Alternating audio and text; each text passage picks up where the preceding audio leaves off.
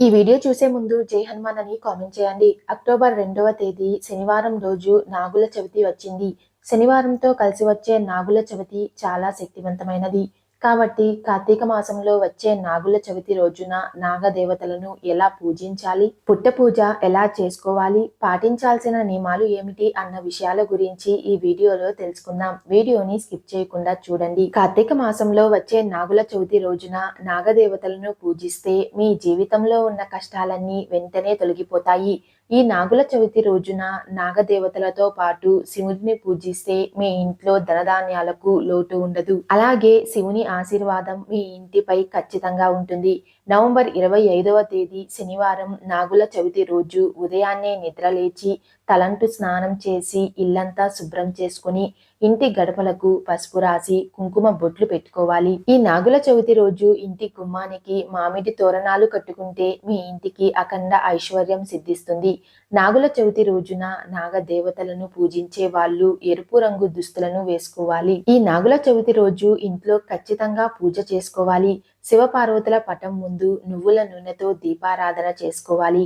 ఇంట్లో పూజ చేసుకున్న తర్వాతే పుట్ట దగ్గరకు వెళ్ళాలి. ఈ నాగుల చవితి రోజున పుట్టలో పాలు పోసి ప్రదక్షిణలు చేసుకోవాలి. పుట్ట దగ్గరికి వెళ్లే వాళ్ళు కొన్ని ముఖ్యమైన పూజా సామాగ్రిని తీసుకుని వెళ్ళాలి. ఆవు పాలు, ఎర్రటి పుష్పాలు, పసుపు, కుంకుమ, అక్షింతలు, కొబ్బరికాయ, అగరవత్తులు తప్పకుండా తీసుకువెళ్ళాలి. అలాగే నాగదేవతకు నైవేద్యంగా చలిమిడి తయారు చేసి చిన్న చిన్న ఉండలుగా చేసుకోవాలి. ముందుగా పుట్ట దగ్గరకు వెళ్లి పుట్ట మీద పసుపు కుంకుమలు వేసి ఒక నెయ్యి దీపం వెలిగించి పుట్టలో ఆవు పాలను పోసి చలిమిడిని నైవేద్యంగా సమర్పించి నాగదేవతకు నమస్కారం చెయ్యాలి. అరటి పండ్లు, వడపప్పు, చలిమిడి వంటి వాటిని నైవేద్యంగా సమర్పించాలి. తరువాత కొన్ని అక్షింతలను చేతిలో పట్టుకుని పుట్ట చుట్టూ 3 సార్లు ప్రదక్షిణలు చేయాలి. తరువాత చేతిలో ఉన్న అక్షింతలను పుట్టపైన వేసి కొబ్బరికాయను కొట్టి ఆ నీటిని పుట్టపైన చల్లాలి. ముఖ్యంగా పుట్ట మన్నును తీసి చెవికి పెట్టుకుంటే చెవి బాధలు, కంటి బాధలు తొలగిపోతాయి అని నమ్మకం. సంతానం కోసం ఎదురు చూసే వాళ్ళు ఈ నాగుల చవితి రోజు పుట్ట వద్దకు వెళ్లి పుట్ట మన్నును తీసి పొట్టకు రాసుకుంటే గర్భాశయ సమస్యలు తొలగిపోయి సంతాన ప్రాప్తి కలుగుతుంది. కోడిగుడ్డు సమర్పించే వారు గుడ్డును పుట్ట పైన పెట్టాలి, కానీ పుట్టకు ఉన్న రంధ్రాల్లో వేయకూడదు. పుట్టలో పాలు పొయ్యలేని వారు గుడిలో ఉన్న నాగదేవతల విగ్రహాలకు పసుపు కుంకుమలు వేసి పాలతో అభిషేకం చేయాలి. ఇలా చేయడం వల్ల నాగదేవతల సంపూర్ణ ఆశీర్వాదం మీకు తప్పక లభిస్తుంది. ఈ నాగుల చవితి రోజు నాగేంద్ర అష్టోత్తరం, నాగేంద్ర సహస్రనామాలను పఠించడం వల్ల మీ ఇంటికి అఖండ రాజయోగం వరిస్తుంది. ఈ స్తోత్రాలు పఠించలేని వారు ఓం నాగేంద్ర స్వామినే నమః అనే మంత్రాన్ని 108 సార్లు జపించాలి.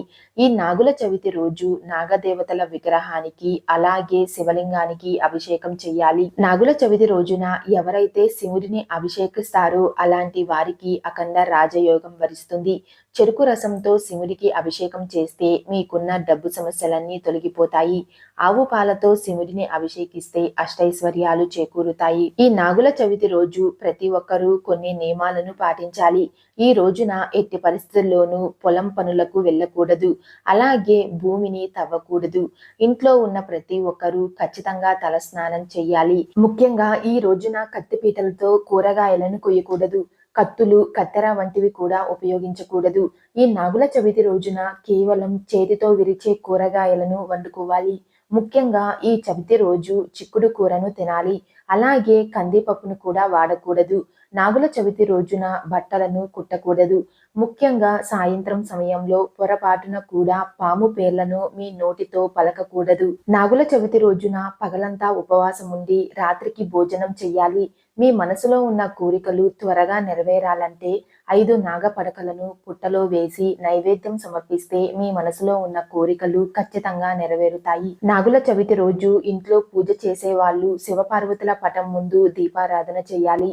అలాగే మీకు వీలు కుదిరితే బియ్య పిండితో జంట నాగుల రూపును తయారు చేసి పసుపు రాసి కుంకుమ బొట్లు పెట్టి ఆ నాగపడకలతో ఇంట్లోనే పూజ చేసుకోవచ్చు. నాగుల చవితి రోజు స్త్రీలు నిష్టగా ఉపవాసం ఉండాలి. స్త్రీలు చేసే ఉపవాసం వల్ల మీ కుటుంబానికి చాలా మంచి జరుగుతుంది.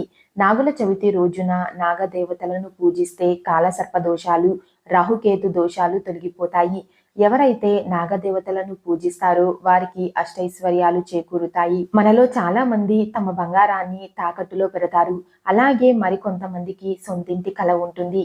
ఎవరైనా ఒక భూమి కొనాలని, బంగారం కొనాలని అనుకుంటారో అలాంటి వారు ఈ నాగుల చవితి రోజున జంట నాగుల విగ్రహాలకు ఆవు పాలతో అభిషేకం చేసి నాగదేవత విగ్రహం ముందు ఒక మట్టి ప్రమిద పెట్టి అందులో ఆవు పాలు పోసి దీపం వెలిగించి మీ సమస్యను నాగదేవతకు చెప్పుకుంటే మీ సమస్యలకు మంచి పరిష్కారం లభిస్తుంది. ఈ నాగుల చవితి రోజున మీ ఇంటి గోడల మీద పసుపుతో కానీ కుంకుమతో కానీ జంట నాగుల చిహ్నాలను వేసుకోవాలి. ఇలా చేస్తే నాగదేవతలు మీ ఇంటికి రక్షణగా ఉంటారు. ఇంట్లో ఎలాంటి కష్టాలు లేకుండా ఉంటాయి. నాగుల చవితి రోజున మీకు ఎక్కడైనా పాము కనిపిస్తే దాన్ని ఇబ్బంది పెట్టకూడదు. అలాగే చవితి రోజున చెట్ల ఆకులను, చెట్ల కొమ్మలను తుంచకూడదు. నాగపంచమి రోజున పెళ్ళైన ఆడవాళ్ళు ఇంట్లో కంటతడి పెట్టకూడదు. ఈ రోజున ప్రతి ఒక్కరూ తెల్లవారుజామునే నిద్ర లేవాలి. మధ్యాహ్నం సమయంలో అస్సలు నిద్రపోకూడదు. ముఖ్యంగా ఈ రోజున ఎవరికి అప్పు ఇవ్వకూడదు. ఎవరైనా అప్పు ఇస్తే మాత్రం ఆ డబ్బు తిరిగి రావడం చాలా కష్టమవుతుంది.